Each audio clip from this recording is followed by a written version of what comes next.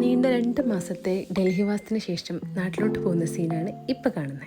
റൂമിൽ നിന്നും ഊബർ എടുത്തിട്ടാണ് ഡൽഹി റെയിൽവേ സ്റ്റേഷനിലോട്ട് പോകുന്നത്. സാധാരണ വരുന്ന ന്യൂഡൽഹി മെയിൻ റെയിൽവേ സ്റ്റേഷനിലല്ല ഇത്തവണത്തെ ട്രെയിൻ ബുക്ക് ആയത്. ഡൽഹി സലൈ റോഹില എന്ന് പറഞ്ഞിട്ടുള്ള റെയിൽവേ സ്റ്റേഷനാണ്. മെയിൻ റെയിൽവേ സ്റ്റേഷനെ വെച്ച് നോക്കുമ്പോൾ കമ്പാരിറ്റീവ്ലി ചെറിയ റെയിൽവേ സ്റ്റേഷനാണ് ഇത്. അങ്ങനെ നമ്മൾ റെയിൽവേ സ്റ്റേഷനിലേക്ക് എത്തിയിട്ടുണ്ട്. അങ്ങനെ നമുക്ക് പ്ലാറ്റ്ഫോം 1 എൻ്റെ ട്രെയിൻ ഇരിക്കുന്നത്. അപ്പോൾ അങ്ങോട്ടേക്കാണ് ഇപ്പോൾ പോയിക്കൊണ്ടിരിക്കുന്നത്. ഏകദേശം 150ഓളം വർഷം പഴക്കമുള്ള റെയിൽവേ സ്റ്റേഷനാണിത്. അതിൻ്റെ ബിൽഡിങ്ങിൻ്റെ സ്ട്രക്ചർ കാണുമ്പോൾ നമുക്ക് മനസ്സിലാകും. അപ്പോൾ ട്രെയിൻ എത്തി. ഗരീബ് രത്തായിരുന്നു ബുക്ക് ചെയ്തിട്ടുണ്ടായിരുന്നു. സാധാരണ റെയിൽവേ സ്റ്റേഷനിൽ കാണിക്കുന്നത് പോലെ കോച്ച് പൊസിഷൻസ് ഒന്നും കാണിക്കുന്നില്ലായിരുന്നു. ഏകദേശം ഒരു ഐഡിയ വെച്ചിട്ട് നിന്നതാണ്.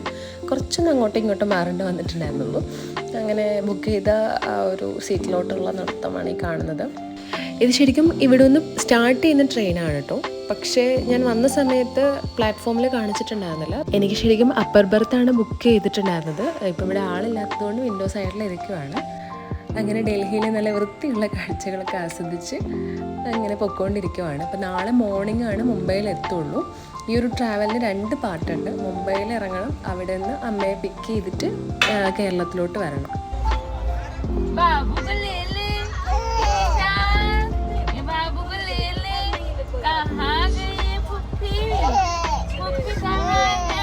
അങ്ങനെ കാഴ്ചകളും ട്രെയിനിനുള്ളിലുള്ള കാഴ്ചകളെല്ലാം ആസ്വദിച്ച് കഴിഞ്ഞതിന് ശേഷം അപ്പർ ബർത്ത് കയറി റെസ്റ്റ് എടുത്തു. ട്രെയിൻ ഓൺ ടൈം ആയിരുന്നു. കറക്റ്റ് രാവിലെ 7:20 ആകുമ്പോൾ തന്നെ മുംബൈയിൽ എത്തിയിട്ടുണ്ട്.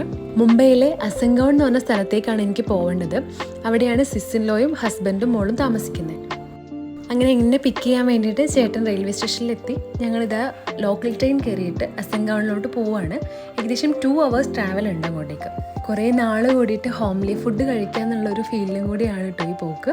കാരണം ഡൽഹിയിലെ എല്ലാ കാര്യങ്ങളും ഓക്കെ ആണെന്നുണ്ടെങ്കിലും ഫുഡുമായിട്ട് തീരെ അഡ്ജസ്റ്റ് ആവാൻ പറ്റുന്നില്ല. നമുക്കൊരു രീതിയിലും കഴിക്കാൻ പറ്റുന്ന രീതിയിലല്ല അവിടുത്തെ ഫുഡ് ഉള്ളത്. പിന്നെ എവിടെ പോയാലും നമ്മൾ അഡ്ജസ്റ്റ് ചെയ്ത് ജീവിക്കണമല്ലോ. മുംബൈയിലെ വളരെ ഫേമസ് ആയിട്ടുള്ള മോണോറെയിൽ എക്സ്പീരിയൻസ് ചെയ്യാൻ വേണ്ടിയിട്ടാണ് ഈ പോകുന്നത്. ഇന്ത്യയിലെ തന്നെ ആദ്യത്തെ മോണോറെയിലാണ് മുംബൈയിലുള്ളത്. നമ്മൾ സാധാ മെട്രോയിലുള്ള എക്സ്പീരിയൻസ് തന്നെയാണ് അവിടുന്ന് കിട്ടുക. ടിക്കറ്റ് എടുക്കുന്നതാണെങ്കിലും അവിടേക്ക് കയറുന്ന പ്രൊസീജിയേഴ്സൊക്കെ ആണെങ്കിലും മെട്രോയിലുള്ള സെയിം തന്നെയാണ് വരുന്നത്. ടിക്കറ്റ് റേറ്റിൻ്റെ കാര്യത്തിലും മെട്രോ പോലെ തന്നെയാണ്. അപ്പോൾ ഏകദേശം ഒരു മെട്രോ സെയിം എക്സ്പീരിയൻസ് തന്നെയാണ് മോണോറെയിലിൽ വരുന്നത്. ആകെ ഒരു വ്യത്യാസമുള്ളതെന്ന് വെച്ച് കഴിഞ്ഞാൽ ഈ പോകുന്ന റൂട്ടിന് ഒറ്റ വീലിൻ്റെ ഒരു ഇത് മാത്രമേ ഉണ്ടാവത്തുള്ളൂ. നമ്മുടെ നോർമൽ മെട്രോ പോലെ 2 വീലായിട്ട് വരുന്നില്ല, ഒറ്റ വീൽ. അതാണ് മോണോ റെയിൽ എന്ന് ഉദ്ദേശിക്കുന്നത്. അങ്ങനെ ഞങ്ങൾക്ക് കയറാനുള്ള റെയിൽ ഏകദേശം ഒരു 5 minute ഗ്യാപ്പിൽ വന്നിട്ടുണ്ട്. കാണുന്ന സ്ട്രക്ചറിലാണെങ്കിലും മെട്രോയുടെ സെയിം തന്നെയാണ് വരുന്നത്. പിന്നെ ഇതിൻ്റെ സീറ്റിങ്ങിൽ മാത്രം ചെറിയൊരു ഡിഫറൻസ് വരുന്നത്. മിഡിൽ പോർഷനിലായിട്ട് ഒരു സീറ്റ് എക്സ്ട്രാ വരുന്നുണ്ട്. മെട്രോയിൽ അതില്ലല്ലോ. അങ്ങനെ first time mono rail experience ചെയ്യാൻ വേണ്ടി പോവുകയാണ്.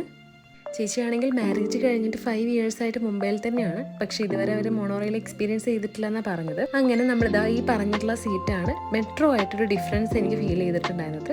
പിന്നെ ഇതിലൂടെ ട്രാവൽ ചെയ്യുമ്പോഴാണെങ്കിൽ നമുക്ക് താഴോട്ടേക്കുള്ള വ്യൂ കുറച്ചുകൂടി ട്രാൻസ്പെറൻ്റ് ആയിട്ട്, അതായത് കുറച്ചുകൂടി വ്യക്തമായിട്ട് നമുക്ക് കാണാൻ വേണ്ടി പറ്റും.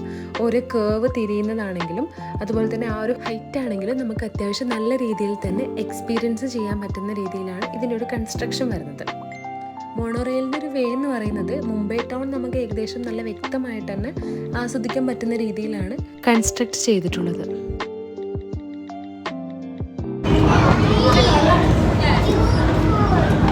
നീനു ബേബി ആണെങ്കിൽ അവിടെ ഒന്ന് ക്യൂട്ടും ബ്യൂട്ടിഫുള്ളും കൂടി മിക്സ് ചെയ്തിട്ട് ക്യൂട്ടിഫുൾ എന്ന് പറഞ്ഞുകൊണ്ടിരിക്കുമായിരുന്നു കേട്ടോ. കാരണം നല്ലൊരു എക്സ്പീരിയൻസ് ആണല്ലോ അതിനകത്തുനിന്ന് കിട്ടിയത്. ഞാൻ കഴിഞ്ഞ ഡൽഹി വ്ളോഗിൽ പറഞ്ഞതുപോലെ എല്ലാ ടൗണിനും 2 ഫേസസ് ഉണ്ടാകും. അതുപോലെ മുംബൈയുടെ 2 ഫേസസ് ആണ് നമ്മളിപ്പോൾ കണ്ടുകൊണ്ടിരിക്കുന്നത്. അങ്ങനെ മോണോറെയിൽ എക്സ്പീരിയൻസിൽ നിന്നും നമ്മൾ താഴോട്ട് ഇറങ്ങി ഇവിടുത്തെ ട്രാഫിക്കിൽ നമ്മുടെ ലൈഫ് സ്റ്റക്ക് ആവാതിരിക്കാൻ വേണ്ടിയിട്ട് എല്ലാവരും ഇതുപോലത്തെ മോണോ ട്രെയിനും മെട്രോയും അതുപോലെ തന്നെ ലോക്കൽ ട്രെയിനുകളുമാണ് അവരുടെ ട്രാൻസ്പോർട്ടേഷന് വേണ്ടി കൂടുതൽ യൂസ് ചെയ്യുന്നത്. മുംബൈയിൽ തന്നെ ഏറ്റവും തിരക്കേറിയതും അത്രയും കൺജസ്റ്റഡ് ആയിട്ടുള്ള ഒരു സ്ട്രീറ്റാണിത്. ദാദർ വെസ്റ്റിലെ കബൂതർ ഖാന. മലയാള സിനിമയിൽ ഏതെങ്കിലും നായകനോ വില്ലനോ മുംബൈയിൽ പോകുന്നുണ്ടെങ്കിൽ അവിടുന്ന് പറക്കാൻ റെഡിയായി നിൽക്കുന്ന ഈ പ്രാവുകളാണല്ലോ. അവർ നമ്മളൊന്ന് ജസ്റ്റ് പറപ്പിച്ച് നോക്കിയതാണ് കേട്ടോ. പക്ഷേ ഇവരെ കെയർ ചെയ്യുന്നൊരു പ്രായമായ ആൾ അവിടെ ഇരിക്കുന്നുണ്ട്. ആൾ നമ്മളെ വഴക്ക് പറയും കേട്ടോ, ഒരുപാട് സൗണ്ട് ഉണ്ടാക്കി അവരെ പറപ്പിച്ച് കഴിഞ്ഞാൽ. കാരണം അവർ ഫുഡ് കഴിക്കുന്ന ആ ഒരു സമയത്ത് നിന്നും നമ്മൾ സൗണ്ട് കേട്ട് പേടിച്ചിട്ടാണല്ലോ പറന്നു പോകുന്നത്. സോ അധികം പറപ്പിക്കാതിരിക്കുന്നതാണ് നമ്മുടെ ആരോഗ്യത്തിന് നല്ലത്. ശരിക്കും ഇതിൻ്റെ ആക്ച്വൽ തിരക്ക് എനിക്ക് ക്യാപ്ചർ ചെയ്യാൻ വേണ്ടി പറ്റുന്നില്ല. കുറേ ട്രൈ ചെയ്തിട്ടാണ് കുറച്ചെങ്കിലും ക്യാപ്ചർ ചെയ്തത്.